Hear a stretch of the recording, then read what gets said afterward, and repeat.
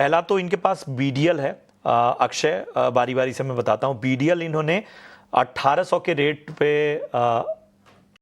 ये गलत हो गया है, 1800 का रेट है और 170 शेयरों की संख्या है, ये ज़रा ठीक कर लीजिए। 1800 के भाव से इन्होंने बीडीएल खरीदा हुआ है। और इसके अलावा बात करें अगर हम दूसरे शेयरों की, तो भेल भी है इनके पास, और इन्होंने 255 के भाव पे बीएचईएल खरीदा हुआ है। और सीडीएसएल जो है वो 1750 के भाव पे इन्होंने खरीदारी की हुई है। इन तीनों स्टॉक्स पे ज़रा राय दीजिए। जी, देखिए, भारत डायनामिक्स में आप देखें तो एक शॉर्ट टर्म करेक्शन जो हमने 2000 के स्तर से देखा है वो काफी गहरा हो चुका है, क्योंकि आइडियली अगर प्राइस स्ट्रक्चर स्ट्रांग नहीं था तो 1700 के नीचे स्टॉक वापस फिसलना थोड़ा सा जो है चार्ट स्ट्रक्चर के स्ट्रेंथ को क्वेश्चन मार्क कर रहा है। तो मेरे हिसाब से कहीं ना कहीं जो 200 डे मूविंग एवरेज है वो 1500 से पड़ता है, स्टॉक काफी ओवरसोल्ड है। तो एक हल्की सी रिकवरी के संकेत बहुत स्ट्रांग है चार्ट में। पर लॉन्गर टर्म में थोड़ा सा कंफ्यूजन है, उसके चलते मैं कहूंगा कि 1700 1700 के आसपास बीडीएल रिकवर कर जाए तभी आप इसमें एक बार एग्जिट कर ले।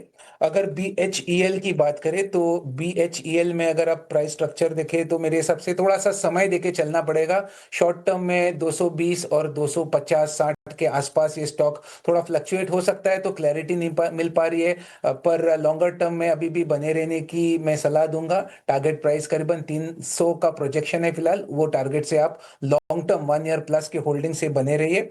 और सीडीएसएल जो तीसरा शेयर प्रशांत आपने पूछा, जिसका करंट मार्केट प्राइस 1572 है, आज बहुत ही तेजी से अपने 200 डे मूविंग एवरेज से उछला है।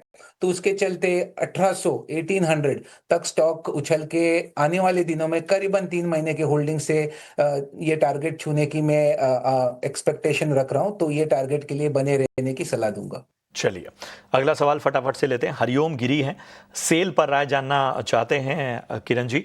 100 शेयर हैं 250 के भाव पे।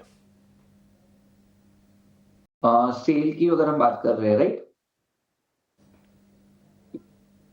सो ओवरऑल मेटल सेक्टर के अंदर आज एक काफी अच्छी एक हमने रैली देखी। इवन आज के हमारे स्टॉक सजेशन के अंदर वीआईपी स्टॉक्स के अंदर हम एक मेटल सेक्टर से ही रिकमेंड करने वाले। ओवरऑल आप निफ्टी मेटल में देखोगे तो काफी अच्छा एक लोअर लेवल से रिकवरी आया और इवन एक बुलिश पैटर्न के अंदर ही ट्रेड कर रहा था। टैरिफ के चलते हुए हम यहाँ पे कहीं ना एक वीकनेस देख रहे हैं, लेकिन अब जिस तरह से चार्ट पैटर्न काफी स्ट्रांग है।